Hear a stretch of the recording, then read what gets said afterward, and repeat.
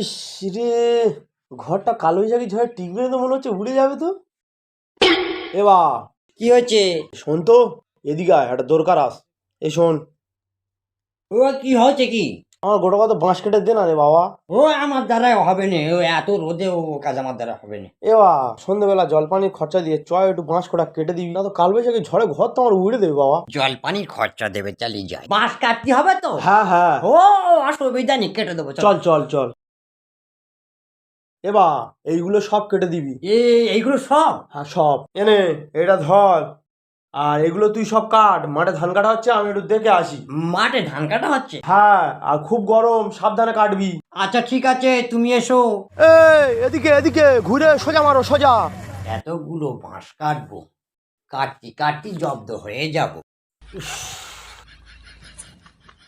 ও গেছে ধান কাটতি, এখন আসবি নি, শুয়ে একটু ঘুম দেনি।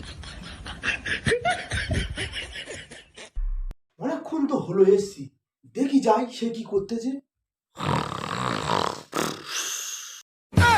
হায় হায়, এর অবস্থা দেখ।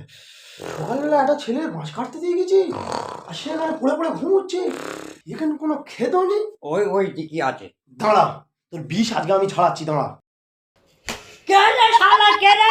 কেরা শালা তো ধর আজকে।